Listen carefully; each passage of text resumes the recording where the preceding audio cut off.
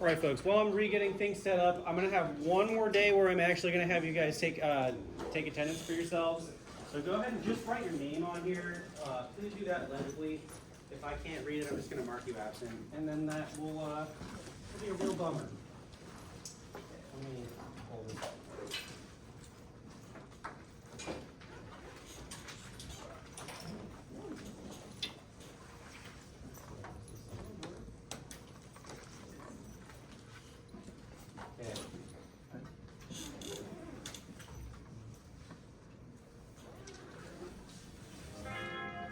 Hey.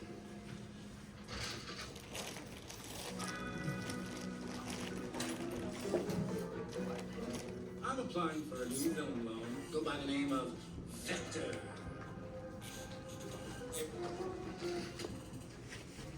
It's a mathematical term, a quantity represented by an arrow with both direction and magnitude. Vector! That's me, as I'm committing crimes with both direction and magnitude. Oh yeah! Check out my new weapon. Hurrah-dun-dun! Oh yes! Fire's live piranhas. Never seen one before. Now you have my invention. You want a demonstration? Oh! Ow! Gosh, it's so difficult sometimes to get the outside.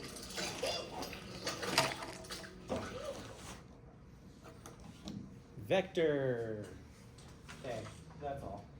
I wish I could call it quits right there, but we have a lot to talk about.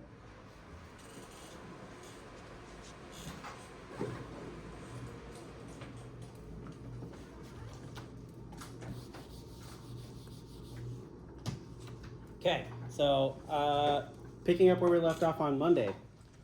Today we're basically just going to talk about vectors, and if I have time at the end, we'll talk about some other stuff. But first and foremost, we're here to talk about vectors because they will never, ever, ever, ever go away in here.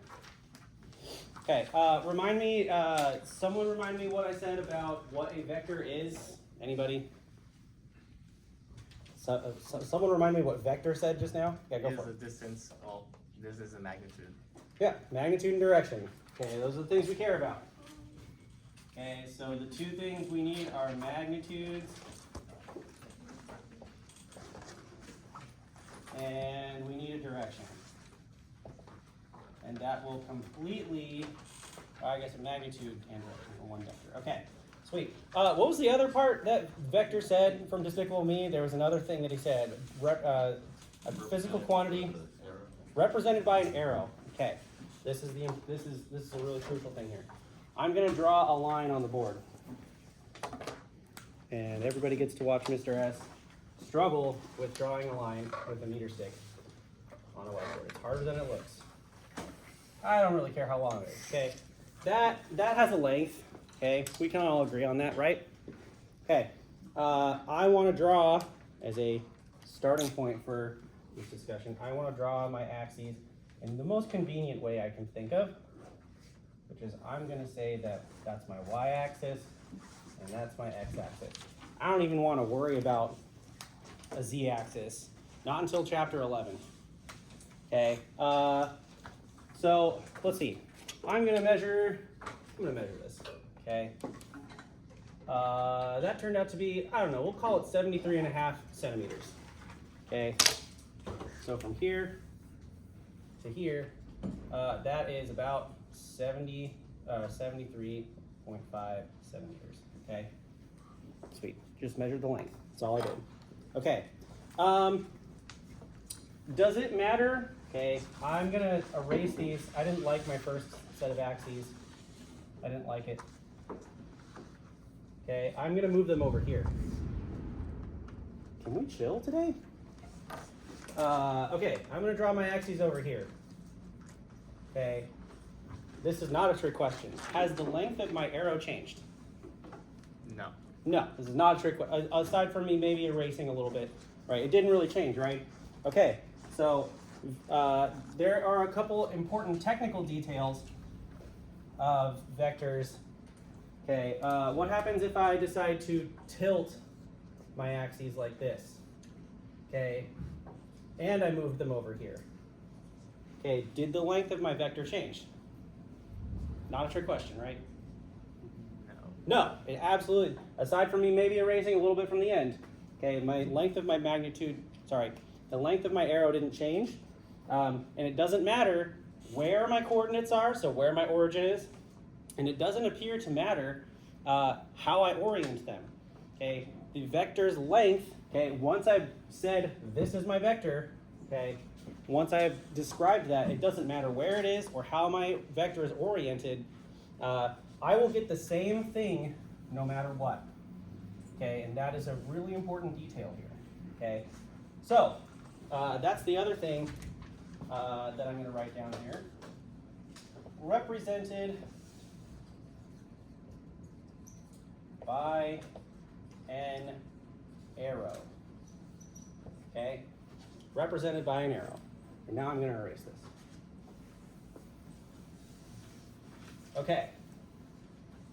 So when I specify a vector quantity, I need to specify the magnitude. When we talk about what the arrow is, what do you guys think the magnitude represents? What part of the arrow do you think it represents? Or what quality of the vector do you think it represents? Yeah, I like that.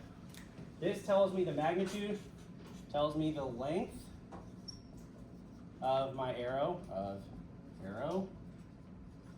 Okay, and then the direction part, what does that tell me? Which way? That's not, yeah, it tells me which way it's pointing, right? Okay, so that tells me where it's pointing.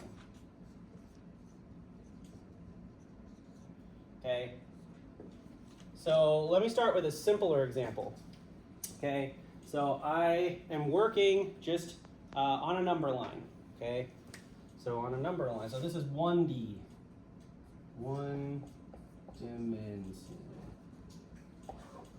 Okay. Okay, if I'm working in one dimension, I could just use the number line as my representation here. Dude, what's going on out there? Are we being invaded? Okay. I guess it was only a matter of time, right? Okay, so if I say, okay, let me attempt to do some consistent. Oh, that was actually a really nice coincidence here. Okay, not perfect. I definitely wouldn't recommend drawing this on your own.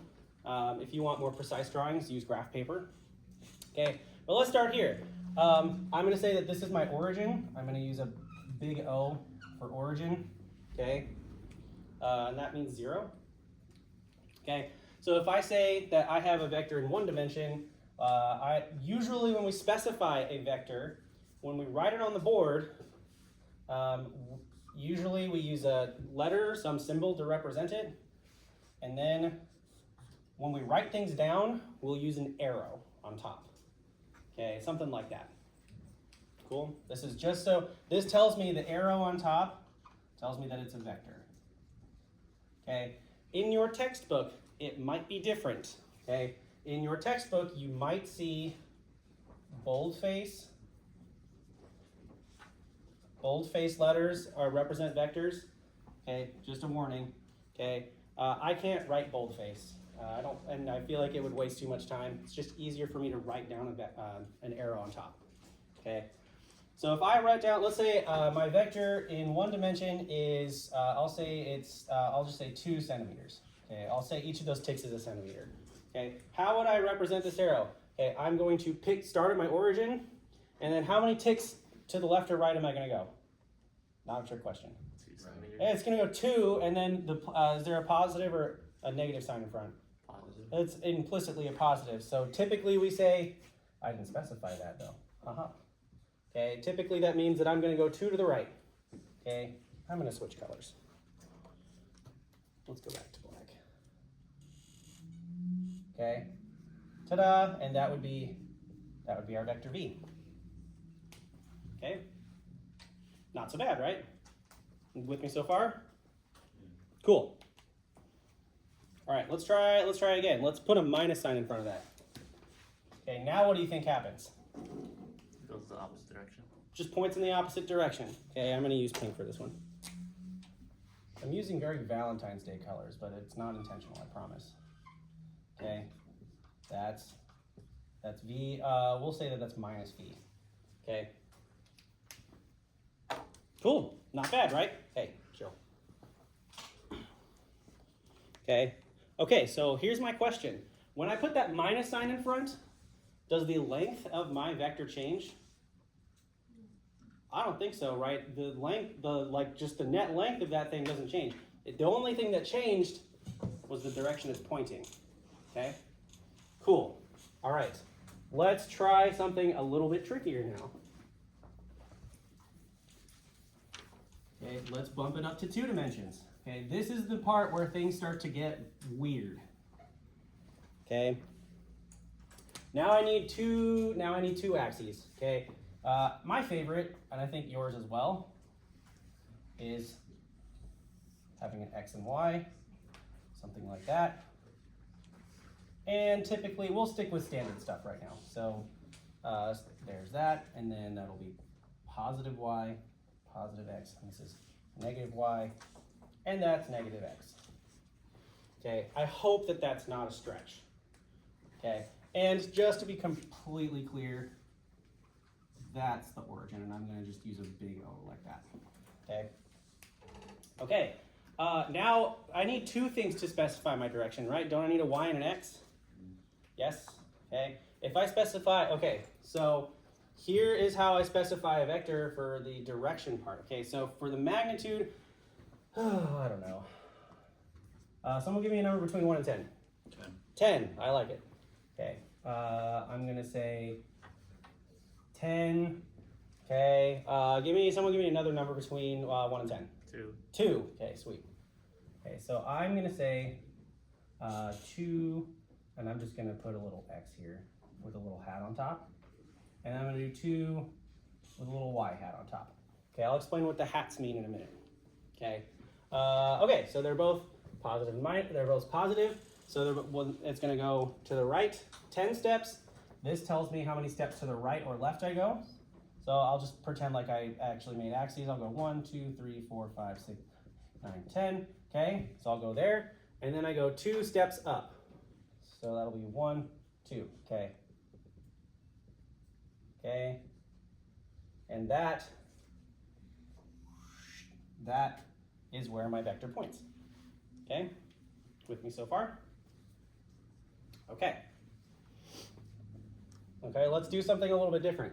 Okay. So it's always from the origin, or will it sometimes be not from the origin? In general, you can start from the origin. Okay. The correct answer is it doesn't matter. Okay, you can start wherever you want. Okay, but I think the easiest way is to just start from the origin. Okay. Okay, what if I flipped this to a minus sign? What if I made the 2 a minus sign? Okay, well then I have to redo everything I just did. Okay, do I still go to the right? Yes. Yeah, I still go to the right, right? Okay, what's the thing I do? Do I go up or down now? Go down. I go down, okay, sweet. So I'm gonna pretend like I made tick marks in advance. Okay, this is again something that's better done with graph paper, but nonetheless, okay, that's the only thing I changed. Okay, here's my next question. Okay, I'm gonna try to recreate that drawing that I made earlier. Did the length of my vector change? No. No, just the orientation. Okay, just the orientation. Okay. Okay, sweet. Are we with me so far on how to represent a vector? Yes, on a scale of 1 to 5, 5 being impossible, 1 being this is super easy, where do we land on just writing things down and plotting this stuff? A lot of 1s, sweet. It's okay to have a 2, it's okay. If you think this is super hard, then that's okay too, all right? Okay, my next thing that I want to do is that's not the only way to represent a vector. Okay, and as a matter of fact, the second we get into kinematics in 2 dimensions, I'm not going to say we're going to ditch this, but we're going to prefer one way of writing things down over another. Okay, so that was one way. I'm going to stick to 2 dimensions. So this is 2. Okay, so 2 dimensions. Okay, I'm still going to draw my origin. Whoa, dude, that's the one I had to get rid of. Much better. And like that's still positive y. That is positive x. So that means that this is minus x, and that's minus y. Okay, and this is still my origin, just to be completely clear. Well, it looks like this marker's fading away too. Okay, I'm gonna just redraw the more or less the first thing that I drew, sort of. Okay. Okay, my arrow has a length, yes, then it doesn't really change depending on, it doesn't change where my axes are, and it doesn't matter how I orient them. We've agreed on that, yes? So if you disagree, that's okay, I just want to know why.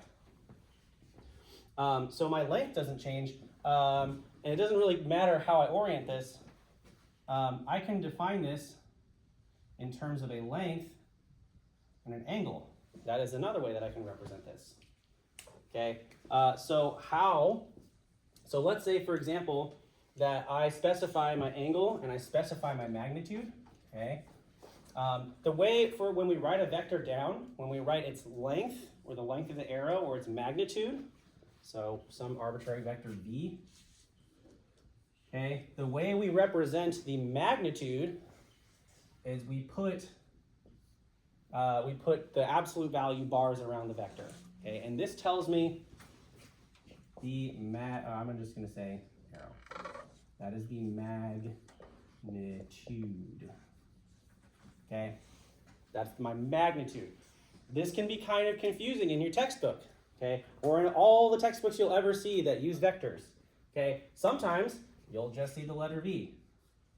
Okay, sometimes you'll see this. Okay, no arrow on top. Okay. Sometimes you'll see this with no arrow on top, not boldface. Sometimes you'll see the absolute value. They both mean the same thing, okay? And I hate to confuse you right off the bat, but we're gonna go back and forth between those two. I'm gonna try my best most of the time to stick to that, just so we're not as confused. But if you ever see a symbol that doesn't have a vector arrow on top, that's referring to the magnitude, okay? Just a heads up, okay? Let's say I write this down in terms of, oh, I don't know. Okay, I'm going to pretend like I didn't say that.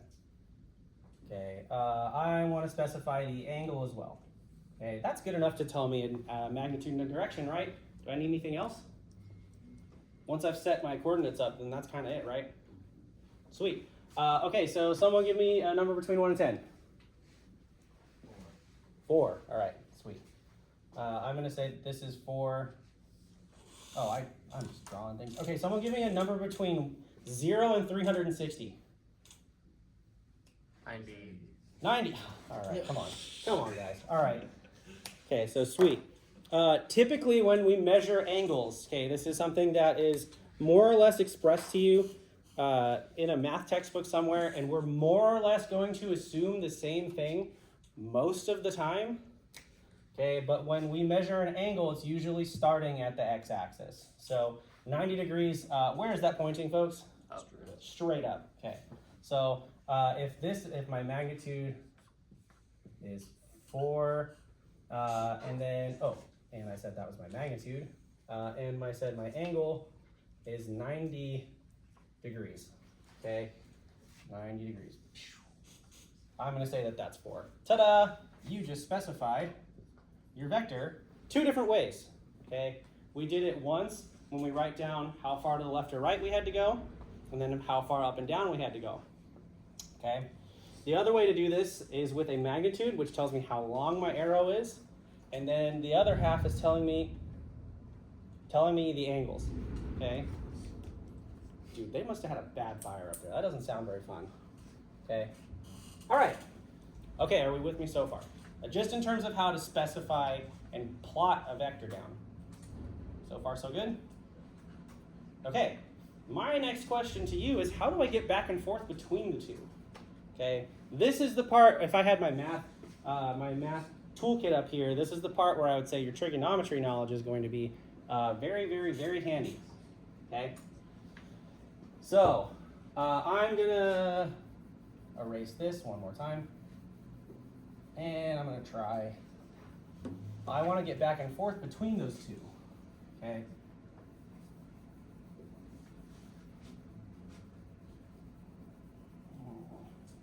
cleaning a whiteboard is no joke. Okay, I want to get back and forth between those two. So the version where we had the prescription for up and down and left and right steps. So this version is called, the way I learned this, and this is called component form.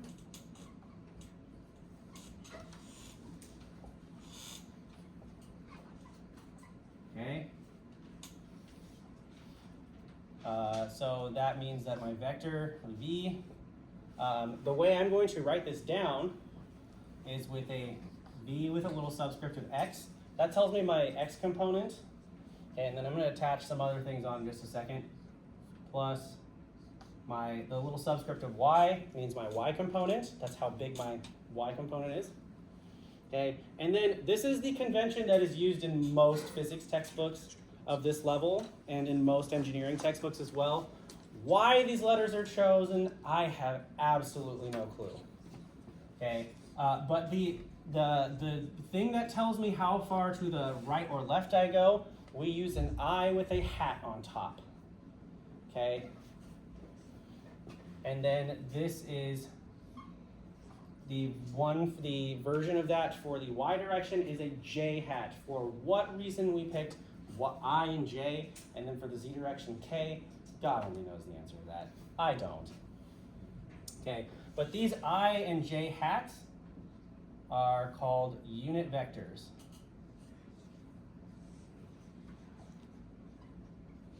Okay, effectively what they mean is they are your prescription for telling you how many units of your vector you are going to move to the left or right, and then how many units you're going to move up and down.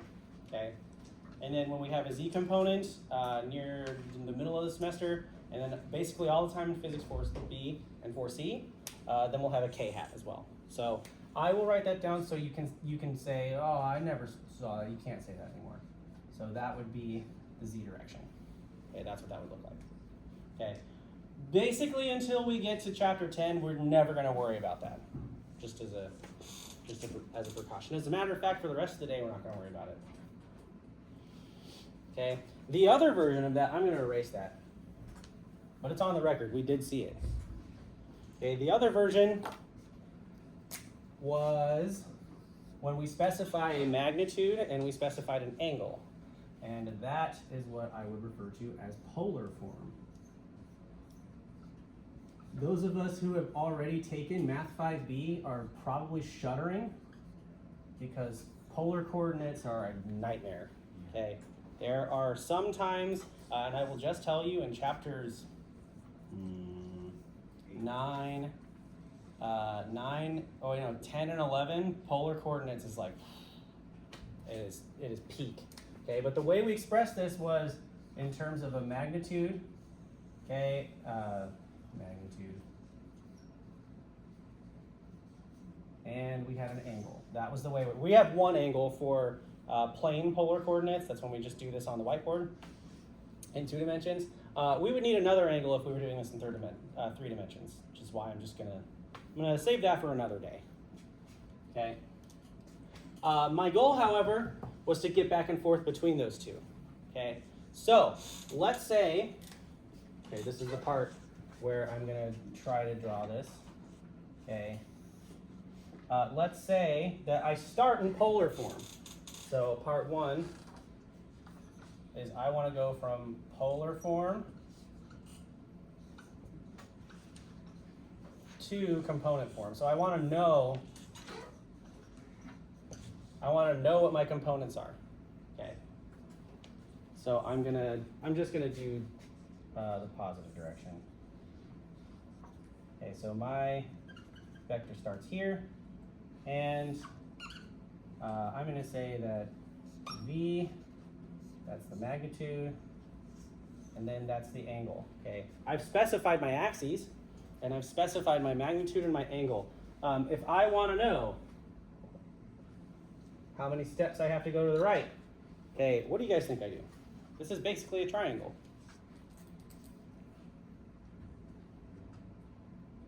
Any ideas?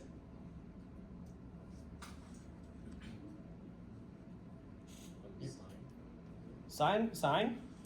So if I specify my angle right here, right? So H and then TOA. Okay. So sine. So if my angle is specified right here, I'm gonna back that up. My angle is specified here. Is this my adjacent leg to my angle, or is that my opposite leg? That's my adjacent leg, right? It's the one that's touching my angle. Okay. So if I have my adjacent angle, which trig function do you think I should use in this case? That's probably cosine, right?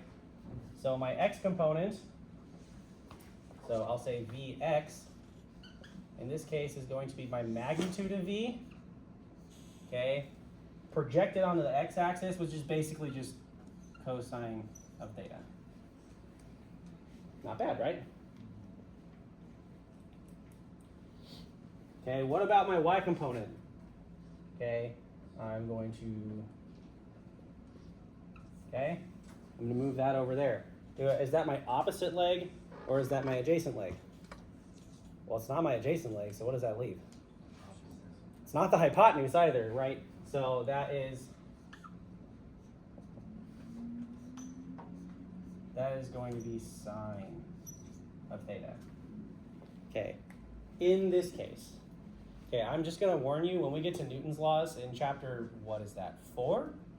Or 5 and 6. When we get to chapters 5 and 6, just be sure that you know where your angle is to find and then which trig function you're using. Just keep that in mind. Okay, but in this case, because this is how I've set everything up, my x component, it's the part touching this, and then it's the part where the alligator's mouth is opening up to it. So that is going to be sine for the y component. Sweet. Did I need to do anything else? Right, the things that were specified were my magnitude and my angle. So if I want to write this in component form, what I would do is I would say that this is how this would look. Okay, so V cosine theta, and that would be with the I hat next to it. That's telling me how many steps to go in the x direction. Okay, and then I just do the parentheses to make that, to distinguish that from anything else. Okay, so I'm going to do magnitude of V, and that would be sine theta, and that's in the j hat direction. Ta-da! And we went one way. Okay, I'm going to bust out my calculator. Should have had that out. Okay, let's do an example. Okay, let's do an example. And I'll give you guys a couple minutes to work on this. Okay, so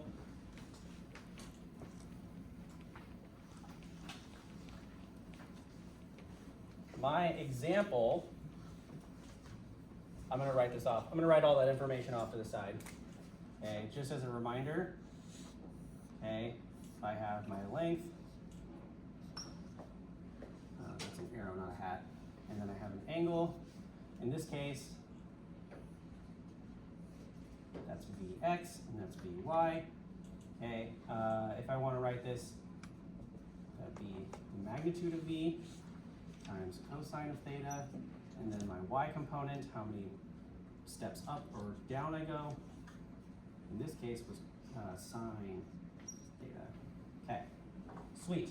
Okay, so here's an example. I want to say that the magnitude of V, someone give me a number between 1 and 10. 7. That's one of my favorite numbers, for reasons known but to God. Okay, and then we'll do something reasonably straightforward. I'm going to start with theta equals 30 degrees. Okay, I want you to express and we'll just say that I'll say this is meters.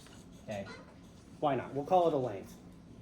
Okay, I want you to express this vector in terms of, that's a j, Mr. S, plus question mark in the j hat direction. Go ahead, and I will give you guys 5 minutes. Work with people at your table. Go ahead and work through this, and I would like to know what my x and y components are. Okay, ready, set, go. And you guys can talk, it's okay. It's not like this is a test.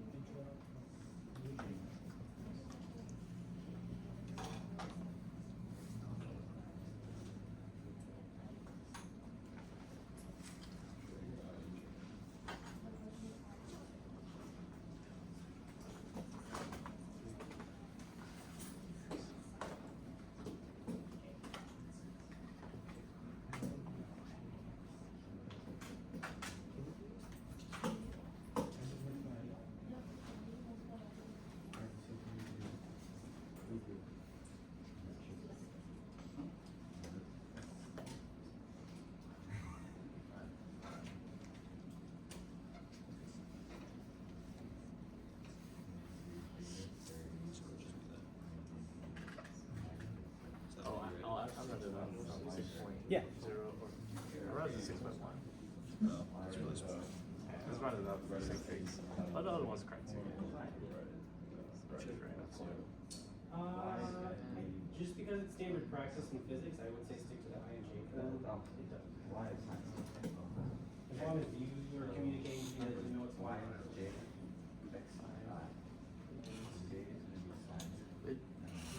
Meters?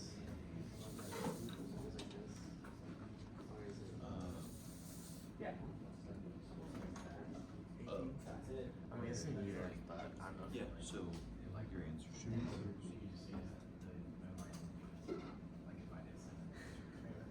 That's fine.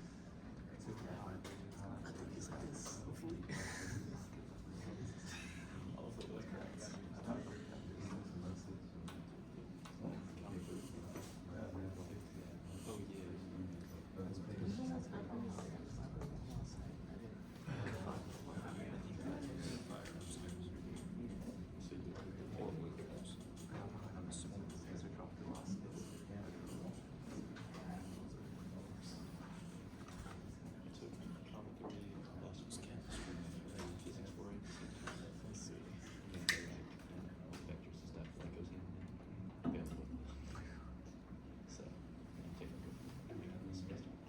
I just told myself.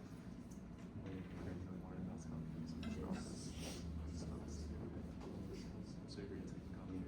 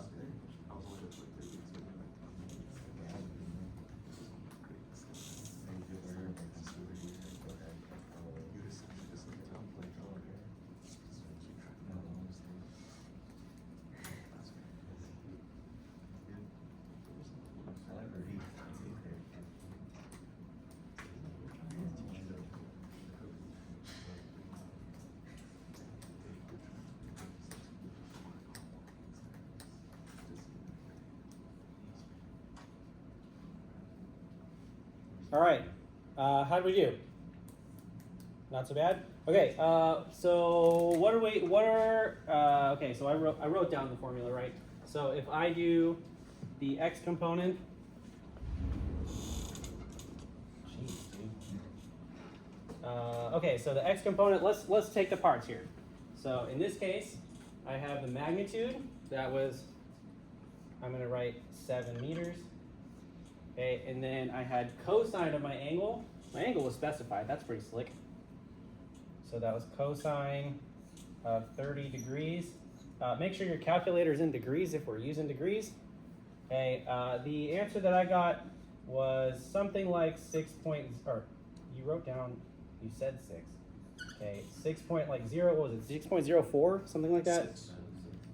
Yeah, I believe you guys. You're the ones with calculators. Okay, yeah, 6.06, that works. Okay, that's fine. Okay, that works. All right, my y component. Okay, I have my magnitude, that was 7 meters. And then I multiplied it by sine of 30 degrees. That is, I feel pretty confident writing this down. The sine of 30 degrees is just one of those things I have memorized. It's 1/2. So half of 7, I'm gonna write down 3.5. Okay, so at the end of the day, when I write this down, my vector in component form would be 6.06 I, you keep doing that, I, and then that would be 3.5 j hat, and then we'll put, I think, what I've seen is you put the units right before the unit vectors. Okay, Okay. Scale of 1 to 10. Or sorry, let's do 5 because that's one hand. Scale of 1 to 5. How do we feel about this so far? 1's easy. 5 is this is impossible. All right, sweet. I want to do something a little bit more challenging now. Okay. I get the sense that this is a little bit easier now. Okay. My next example.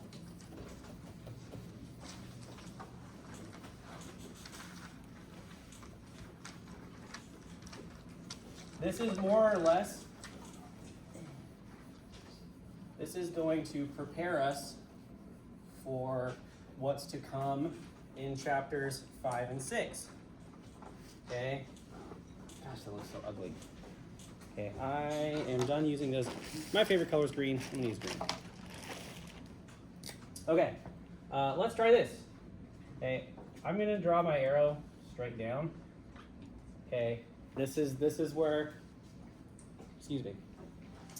But now I'm going to say that that's my x-axis, and I'm going to say that's my y-axis. Okay? So I'm going to rotate those. Okay?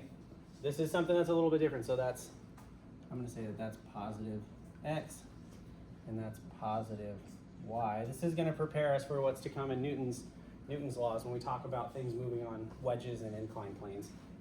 Okay, if I define my angle to be right here, okay, if I define my angle theta, okay, let's figure this out.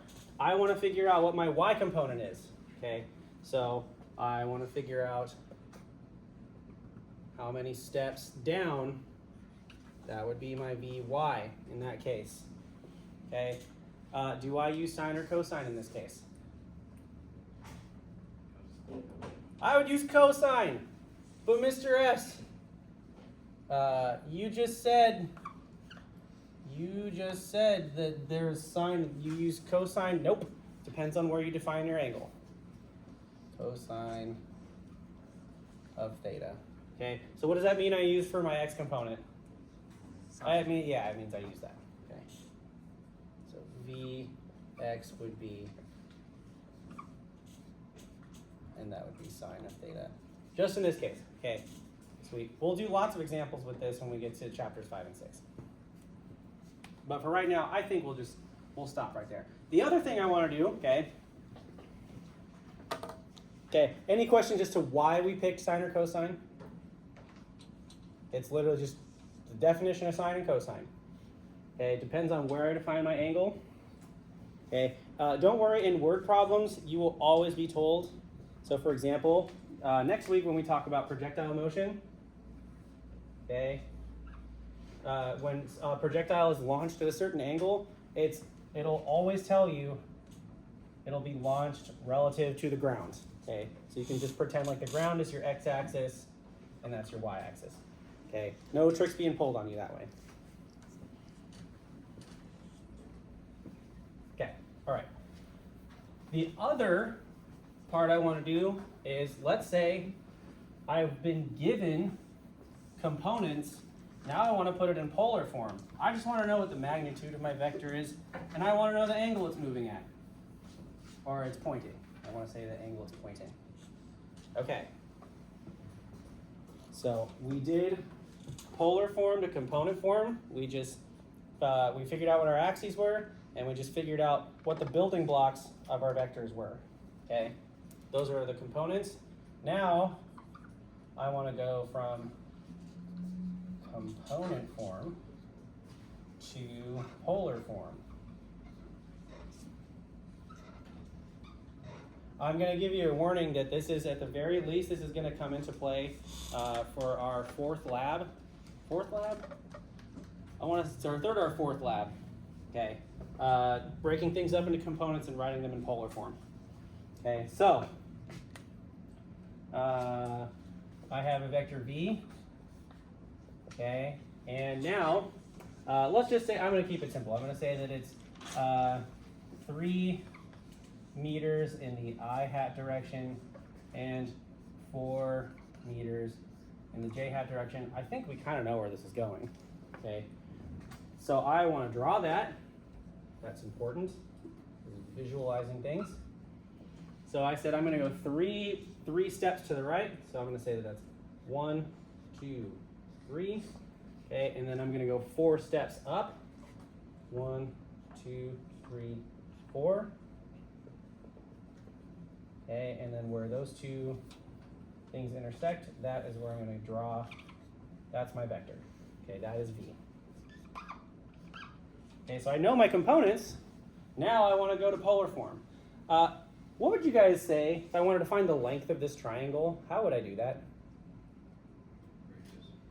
Radius. How do I do that? Or how do I find that?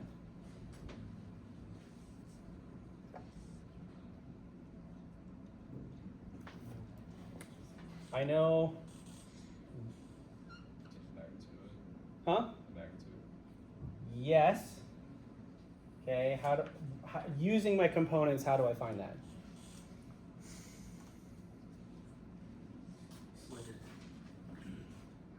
Would it be the reverse? So it would be. Let me give you guys a hint. Oh, I heard someone whisper it. That's a right angle. That's, what if I say that that's A, and that's B, and that's C? Yes, Pythagorean theorem. There we go. There we go. If I pretend like that's A and that's B, the magnitude is going to be C squared. Okay. So in this case, all I need to do to find my magnitude, okay, is I just need to take the square root. It's assumed to be positive. Okay. I know when we take square roots, we're supposed to do a plus and minus. It's assumed to be positive. So that would be Vx squared plus Vy squared, and then you square root that. Okay. So in this example, 3 squared, what's 3 squared? 9. Okay, so that's 9. 3 squared. What's 4 squared? 16. 4 squared, you guys are pros. That is 9 plus 16. I think we know where this is going. Okay, what's 9 plus 16? 25. What's the square root of 25, everybody? 5. Sweet. Okay, so my magnitude, that was a lot of steps, but that is 5 meters. Yay! Sweet, that was 5 meters. Okay, here's the trickier part. How do I find, okay, if I'm defining my angle, like I'm usually going to, okay, at least, you know, for the first 3 weeks of the semester. If I define my angle right here, how do I find the angle? Arctangent. Yes. Sweet. So if I want to find my angle, okay, this is going to be my favorite part. So if I find my angle, that's going to be the inverse tangent, okay, or arctangent, however you want to write it. Do I do y over x or x over y? How do you find this? How do you find this? What's the definition of slope?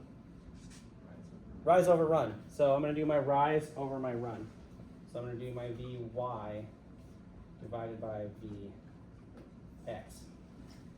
And that is not something I have memorized. Inverse tangent.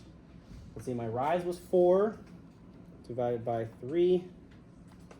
So I get something like 53.1 degrees in this case. 53.1 degrees, something like that. That's a reasonable place to stop. Okay, sweet. I'm going to leave you guys to do an example for a little bit more than 5 minutes. Okay, let me write it out first. Let me erase things first.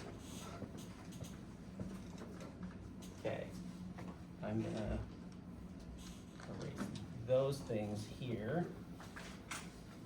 Okay.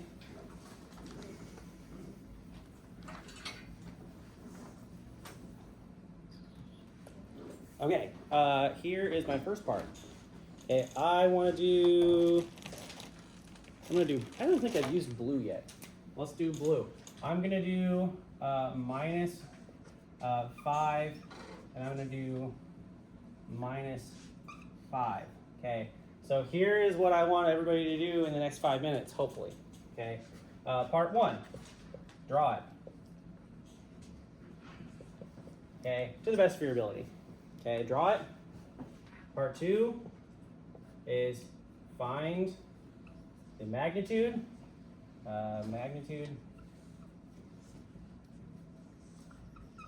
Find magnitude of V, and lastly, find the angle.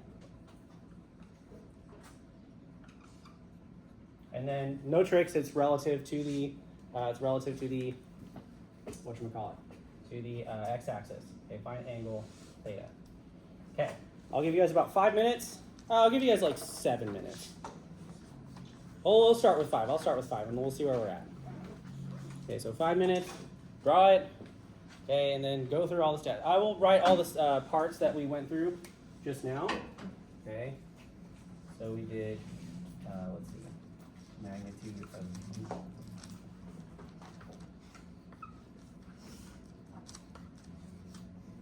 Okay, whatever my components were, and then my angle was inverse tangent of my, in this case. Okay, sweet.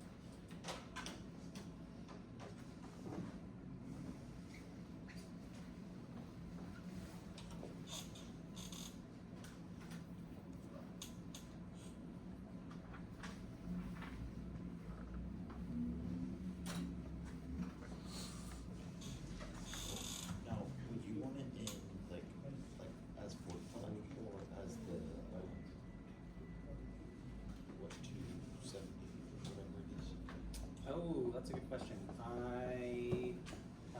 You tell me. It depends on where it's pointing and where you say your angle starts.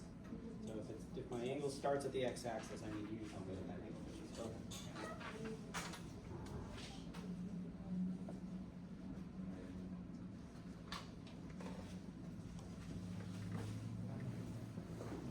I guess that's a worthy specification. This is.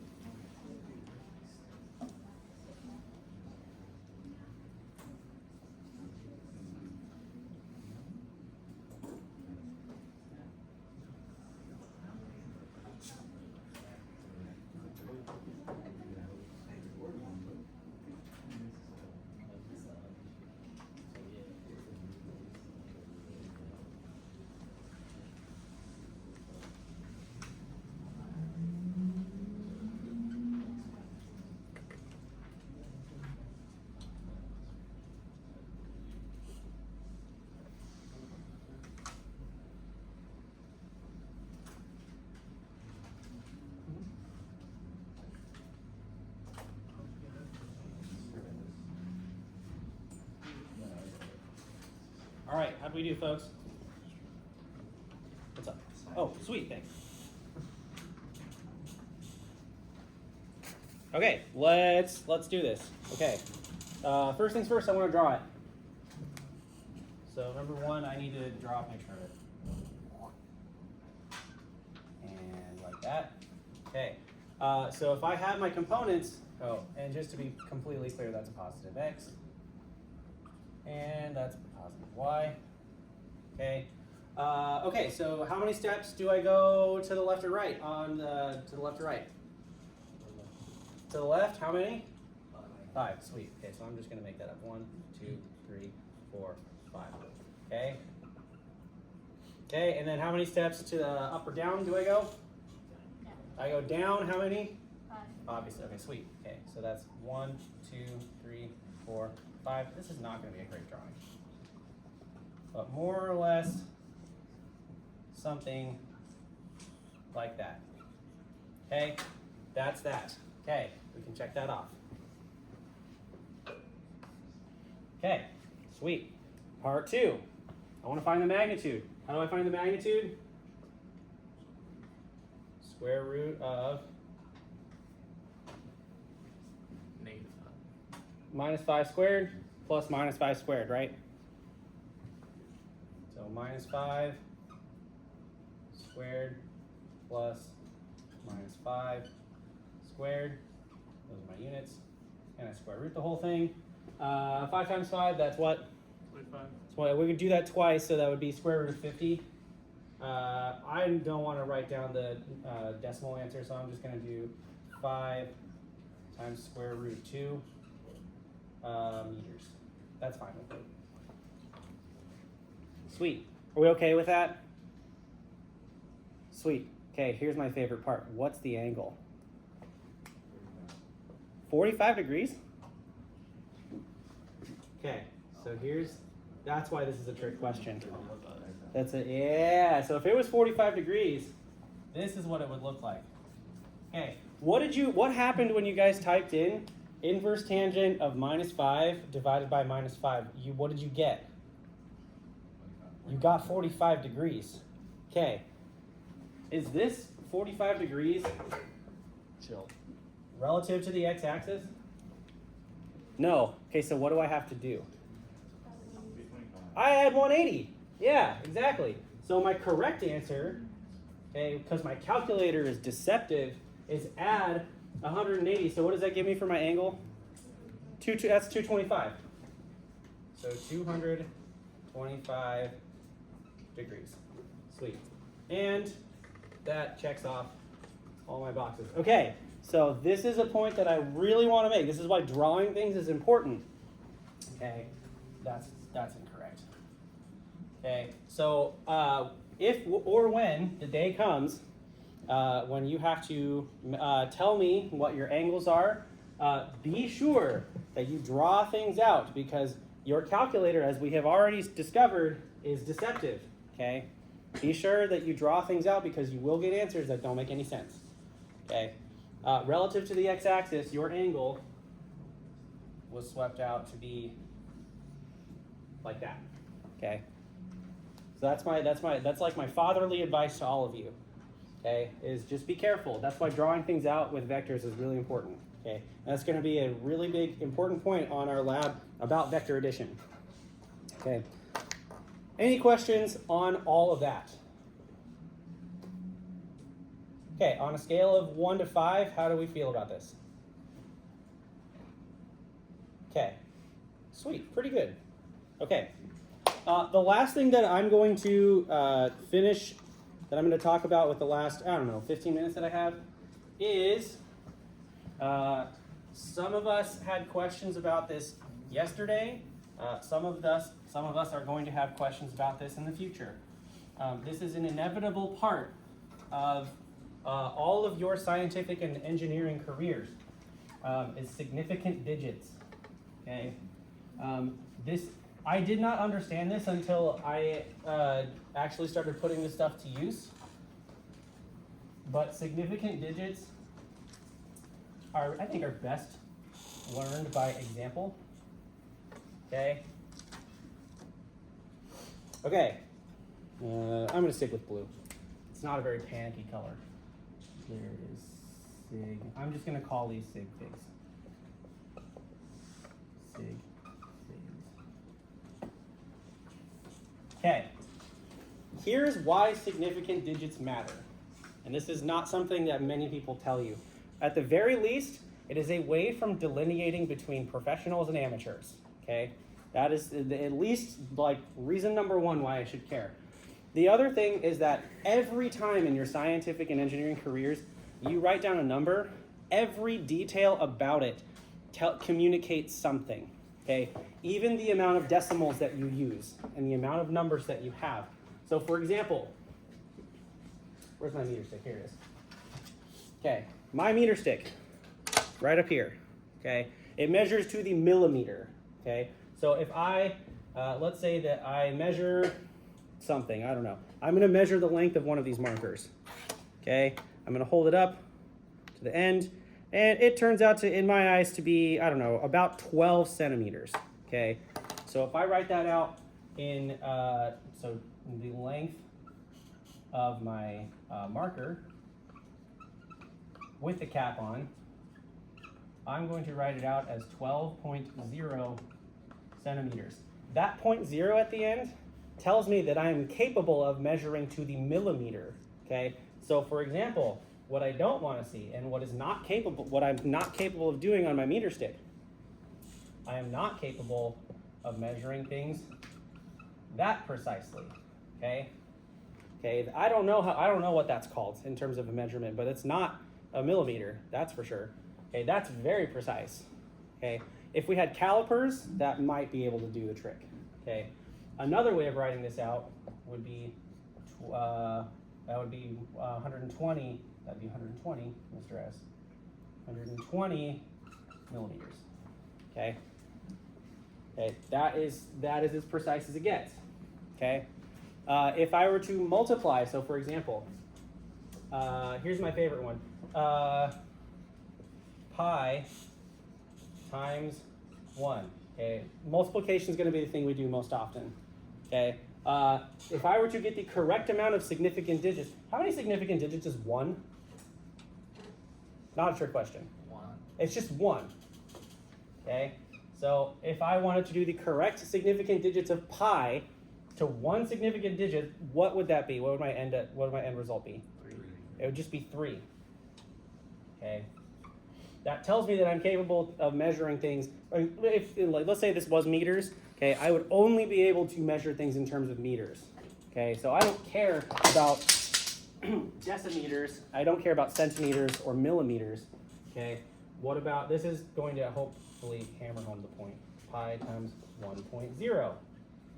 Okay, what does that equal to the correct amount of significant digits? 3.1. Okay. Okay, and one last one, just to hammer the point home, times 1.00. What would that be? 3.14. Einstein's birthday. That's what it is. 3.14. Okay, there we go. Does that more or less okay, how to do it, I think, is something that we're all more or less clear on, or at least need a refresher on. Okay, but the reason why is because it tells you, when you write things down, how precise your measurements were.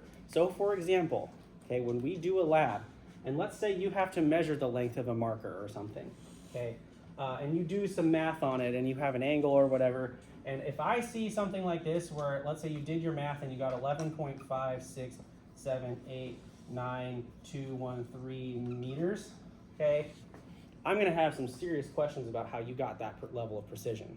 Okay, that's really what you're telling me when you write that many digits out. Okay, so at the very least, the reason why having that many levels of significant figures is a sign of amateurness is because it tells me either you have really, really, really precise ways of measuring lengths, okay, or you just were never taught about significant digits. And me, as your instructor, selfishly, your success reflects well on me. So at the very least, what I want is to look good. Okay, that's really what I'm saying. Okay, do we see why significant digits matter? Okay, fabulous. Okay, now, having said all of that, while you are in my class, I think it is totally okay to just either use 2 or 4 significant digits. Having said all of that, okay, my advice would be to practice using the correct amount. But one of the things that we saw yesterday when we did our example of in the math preview of when we had the triangle, okay, this was 25 degrees, not drawn to scale. Remember when we had the 25 degrees and that was 4 centimeters and we had to find the hypotenuse and the other leg's length. Okay, if we did the correct amount of significant digits, a few of you pointed this out to me yesterday. If we had the correct amount of significant digits, this is what we would have gotten. Okay, does that make sense? That is not something that is physically possible to my knowledge. If you figure out a way to do this, tell me because I want to win a Nobel Prize. Okay, but that's one of those times where I say yes, that is absolutely something that's specified over here. The most precise, the least precise measurement I have is 4 centimeters. That's 1 significant digit. Okay, that's one of those times where you have my permission to add at least 1 more. Okay, does that make sense? Okay, are we clear on significant digits and why they matter? Are we clear on more or less how to do them? Fabulous. That's a good place to call it quits for today. Remember, we don't meet here on Monday. Campus is closed. So I will see you here on Tuesday of next week. I will see you right back here on Tuesday at 3 p.m. And make sure before you leave that if you haven't, make sure your name's down here. Otherwise, I'm going to have some serious questions.